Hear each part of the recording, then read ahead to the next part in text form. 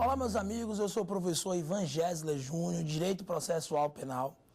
Estamos aqui no programa Saber Direito Responde, hoje para sanar algumas dúvidas de nossos alunos convidados em relação ao tema Direito à Prova no processo penal que nós enfrentamos nos 5 encontros aqui no Saber Direito.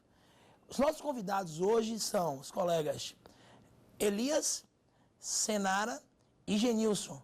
E na extensão de nossas 5 aulas sobre o tema probatório, nós vamos sanar algumas dúvidas aqui, começando pelo aluno Elias. A verdade no processo penal é um mito? Boa, Elias. Nos nossos encontros, em nossas primeiras aulas, nós mencionamos que atualmente não se fala mais em um princípio da verdade real no processo penal. Isso, óbvio, com a ótica doutrinária.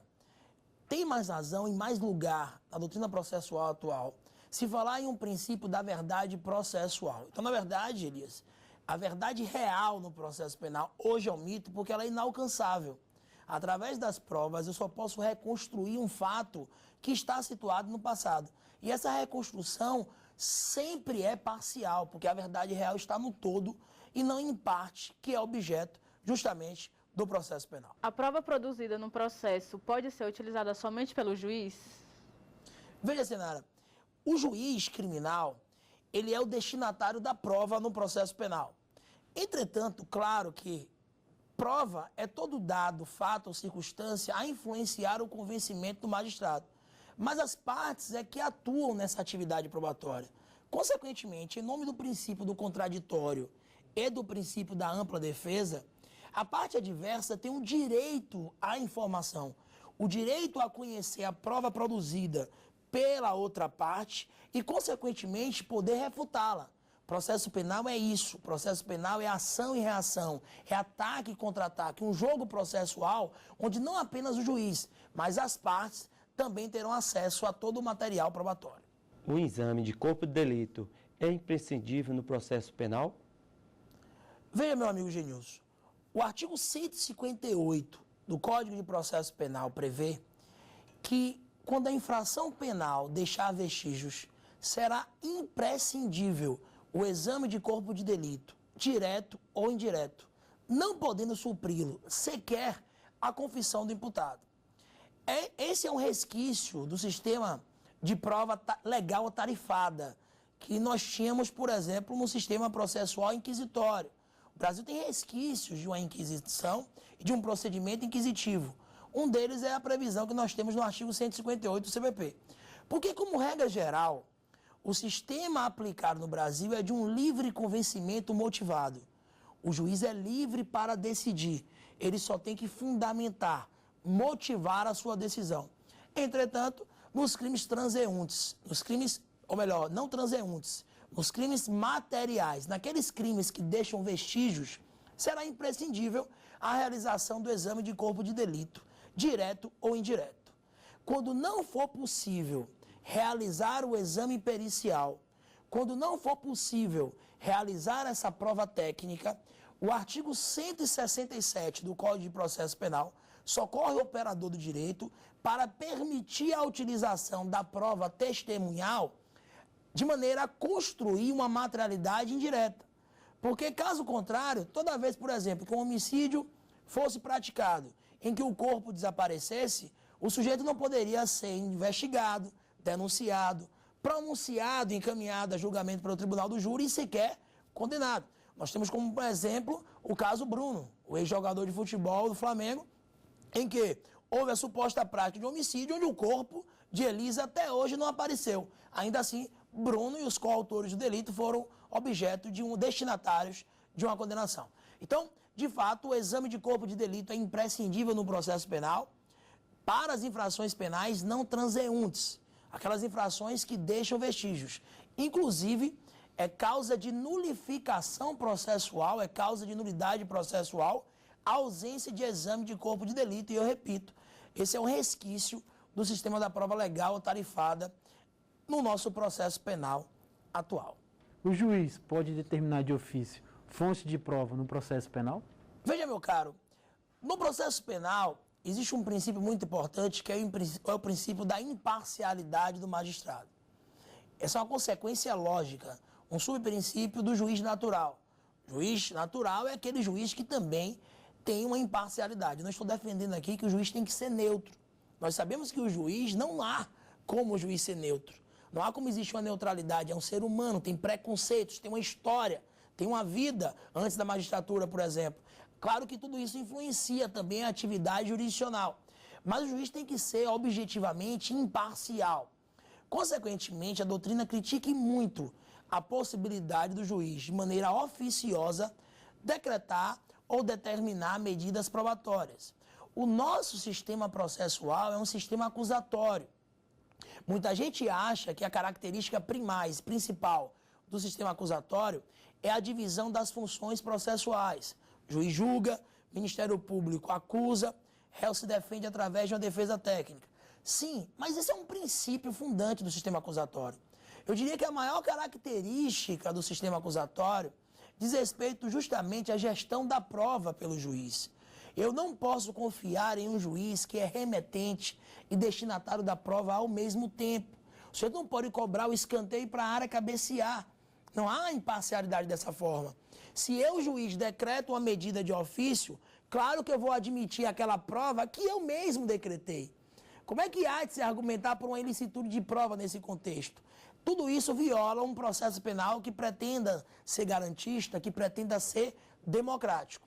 Entretanto, por cautela e por amor ao debate, eu tenho que ressaltar que o Código de Processo Penal e a legislação infraconstitucional extravagante traz uma série de previsões em que o juiz, de maneira oficiosa, sem provocação, pode determinar, por exemplo, uma produção antecipada de prova, de ofício ainda na fase investigatória, pode determinar uma diligência para sanar dúvidas que sejam relevantes e que as partes não tiveram êxito em sanar.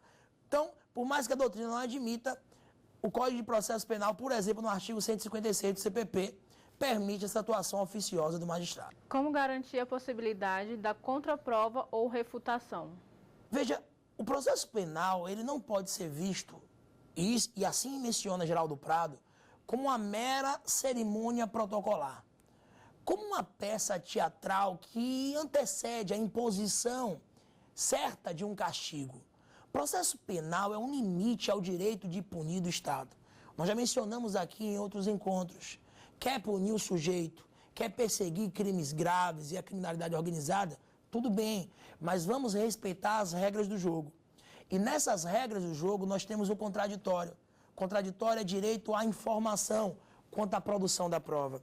Contraditório é o direito de influenciar o juiz, constituindo a prova. Contraditório é o direito de reagir contra a produção probatória da parte contrária. Contraditório é isso, ação e reação, ataque e contra-ataque. Só por intermédio de um processo em contraditório é que eu posso ter essa refutação probatória, é que eu posso reagir contra a produção probatória da outra parte. Nós tratamos aqui, por exemplo, no programa Saber Direito, em nossas aulas, em nossa última aula, sobre a cadeia de custódia das provas. E falamos da quebra desse encarceramento probatório. A defesa tem o direito de conhecer todos os caminhos percorridos pela prova, de verificar a integridade, a integralidade do material probatório, porque só assim eu posso reagir à produção probatória realizada pela outra parte. As testemunhas serão inquiridas diretamente pelas partes? Veja, meu caro Genilson, o processo penal, ele é regido por uma liberdade probatória. Nós temos alguns meios de prova no CPP, no Código de Processo Penal, mas esses meios de prova não são taxativos. Alguns deles são mais convencionais, como, por exemplo, a prova testemunhal. E nós sofremos também uma alteração nessa parte, nesse capítulo probatório no CPP, em 2008, com a Lei 11.690 de 2008, Genilson. Uma dessas alterações atingiu o artigo 212 do CPP. Porque até então, até 2008, nós tínhamos um sistema presidencialista na inquirição das testemunhas. O juiz era o grande diretor da audiência, o grande ator. Tínhamos um ativismo jurisdicional. Era, de certa forma, até desnecessária a metodologia utilizada na audiência. Porque imagine que você, por exemplo, seria o promotor e o promotor se direcionava ao juiz, dirigia ao juiz e falava, olha, eu quero saber se a testemunha presenciou o fato. O juiz virava para a testemunha e reproduzia a pergunta. Era algo inócuo e desnecessário. A partir de 2008, esse sistema foi alterado. Nós tivemos uma inquirição cruzada, um cross-examination, ou seja, as partes perguntando diretamente às testemunhas. Nessa linha, o juiz, como sujeito imparcial e equidistante ao conflito de interesse das partes, apenas vai complementar essa inquirição. O juiz vai verificar, óbvio, fiscalizar e refutar perguntas que sejam impertinentes, protelatórias, desnecessárias, irrelevantes, e vai complementar a inquirição. Então, são, de fato, Ministério Público e a Defesa Técnica que realizam as perguntas diretamente às testemunhas, sem necessidade dessa, eu diria, dessa interlocução com o magistrado, ao menos na realização dessas perguntas iniciais, quando o juiz só vai complementar a inquirição, como prevê o artigo 212 do Código de Processo Penal. Ok? Nós vamos para um rápido intervalo e voltamos, dando continuidade e sanando as dúvidas de nossos convidados, nossos alunos aqui presentes. Voltamos já, amigos.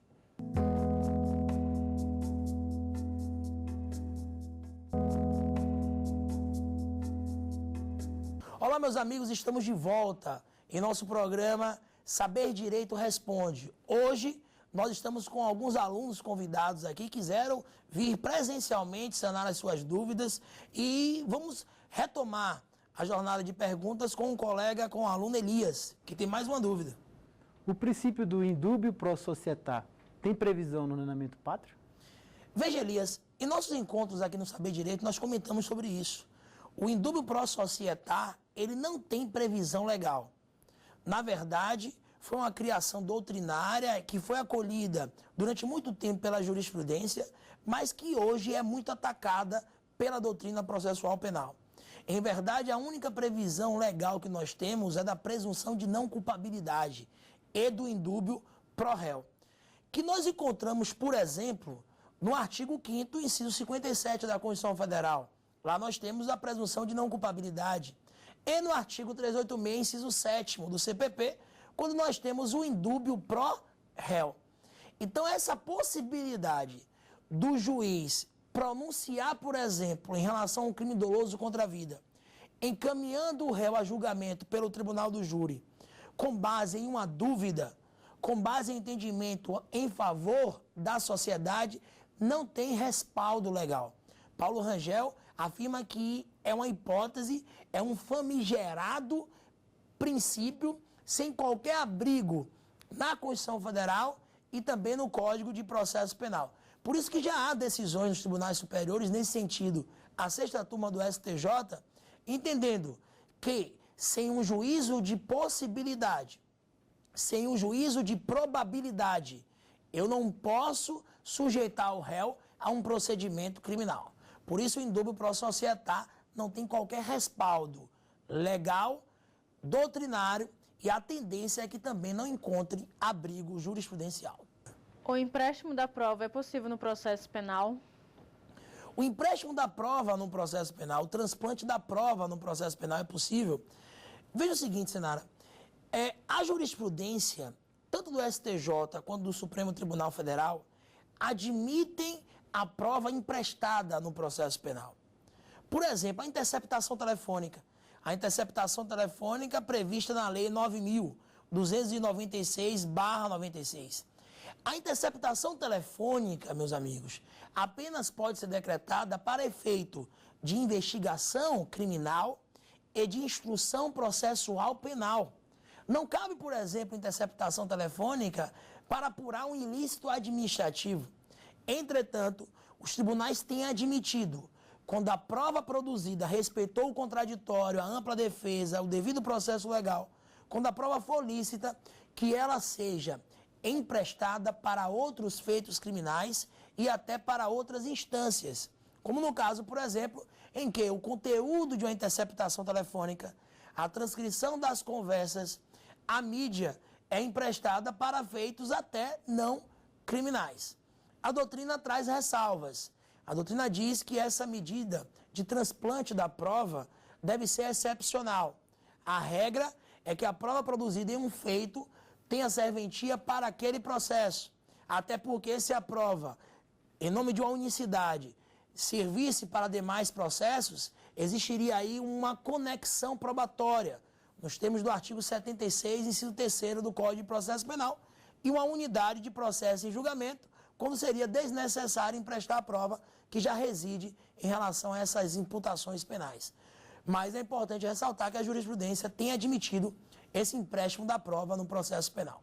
Como a Lei 9.099 de 95 enfrenta o tema prova.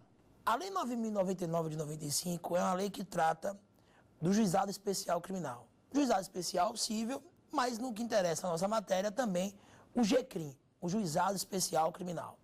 É uma lei regida por princípios como simplicidade, informalidade, economia processual e uma finalidade primais, um escopo principal, que é descarcerizar, que é a aplicação de penas não privativas de liberdade, porque o que está em jogo ali, a competência do GCRIM, é para julgamento de crimes de menor potencial ofensivo, todas as contravenções penais e os crimes que tenham pena máxima igual ou inferior a 2 anos. Justamente por isso, nós temos uma espécie de informalidade e simplicidade da matéria probatória em sede de juizado especial criminal. Vejam, por exemplo, a previsão que nós temos no artigo 77, parágrafo 1º da Lei 9.099 de 95. Lá, o exame de corpo de delito, o exame realizado por um perito oficial, não é imprescindível para a comprovação da materialidade delituosa. Qualquer boletim médico, relatório, outro documento clínico pode suprir a necessidade do exame de corpo de delito e já atestar a materialidade no tocante a um crime de menor potencial ofensivo. Mais do que isso, nós sabemos que a realização de uma instrução criminal com força probatória em sede de GCRIM é uma medida excepcional, porque nós temos uma audiência preliminar com institutos descarcerizantes, como a composição civil e a transação penal, além da suspensão condicional do processo, o que pode acabar impedindo a realização de uma instrução processual penal. No que consiste o decisionismo na apreciação da prova?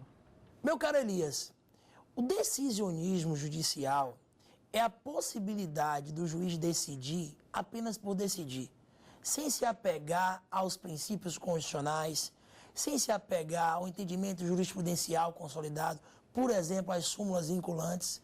É a capacidade do juiz decidir com uma liberdade, eu diria, arbitrária. O juiz tem uma liberdade no decidir, mas essa liberdade há de ser fundamentada com base nos princípios constitucionais. O processo penal brasileiro tem uma falha primais. Nós não temos estándares probatórios. O que são isso? São regras claras no tocante à proposição da prova, ao acostamento da prova nos autos do processo penal, a aquisição da prova pelo juiz. Isso acaba desaguando no decisionismo jurisdicional. Ou seja, nessa possibilidade do juiz decidir apenas pela investidura. O juiz decidir afastando os ditames convencionais e constitucionais. Sim, juiz, você é livre para decidir, mas para isso você precisa fundamentar a sua decisão. É preciso motivar, com base em uma análise constitucional, as decisões eventualmente condenatórias. A apreciação da prova também não pode estar sujeita a uma arbitrariedade. Não é qualquer prova que pode ser objeto de aquisição pelo magistrado.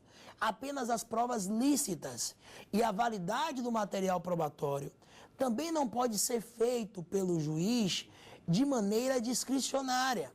Nós temos regramentos constitucionais e legais que impedem a utilização de provas ilícitas e ilegítimas, provas que ofendem direitos fundamentais e direitos processuais. A apreensão de dados telemáticos armazenados em telefones celulares exige a ordem judicial? Nós comentamos sobre isso em nossas aulas. Falamos, por exemplo, que o Marco Civil da Internet, que também tem aspectos processuais penais, no seu artigo 7º, inciso 2º e inciso 3º, exige reserva de jurisdição, ordem judicial para apreensão desses dados. Porque percebam, o que nós temos aí é uma espécie de busca e apreensão. Isso no que diz respeito aos dados armazenados em telefones celulares, em computadores, em tablets, em compartimentos eletrônicos. O fato da autoridade policial, por força do artigo 6º, inciso 1, 2 e 3 do Código de Processo Penal, ter o dever de apreender os instrumentos do crime, as provas ou os meios probatórios que tenham supostamente relação com o fato delituoso, nessa busca, nessa apuração da verdade, não permite para aquelas medidas que exigem reserva de jurisdição que o sigilo de dados sejam quebrados, sejam mitigados sem reserva de jurisdição. Dessa forma, é possível sim a obtenção de dados telemáticos, a quebra do sigilo de dados. É possível a captação das comunicações por dados. Eu posso coletar conversas do WhatsApp, se possível, posso coletar conversas do BlackBerry, conversas do Telegram, conversas de aplicativos energizados pela internet. Mas para isso eu preciso de ordem judicial. Se quer a prisão em flagrante, legitima a quebra desses dados sem a reserva de jurisdição. O réu pode fazer uso de prova ilícita no processo penal? Veja, meu caro Genilson, nós comentamos aqui em nossos encontros que o Código de Processo Penal, em seu artigo 157, vedou a utilização dos meios ilícitos de prova na seara processual penal, na instrução criminal, na persecução de crimes. A Constituição Federal também, em seu artigo 5º, inciso 56, também vedou a utilização desses meios ilícitos de prova. Óbvio que os crimes mais graves devem ser perseguidos, que os delitos devem ser objeto de sanção, os autores do delito devem receber a correta e a proporcional reprimenda penal. Só que o processo penal, como salienta Alexandre Moraes da Rosa, é um jogo processual. O processo penal é um jogo dialético. O processo penal é ataque e contra-ataque. E as regras desse jogo devem ser observadas. É como um tabuleiro de xadrez. Todos querem vencer, mas eu não posso trapacear. Então, no processo penal, em favor da acusação, em hipótese alguma, se admite a utilização de provas ilícitas. Entretanto, em favor do réu, se a prova ilícita for o único meio capaz de atestar sua inocência, a prova poderá ser utilizada.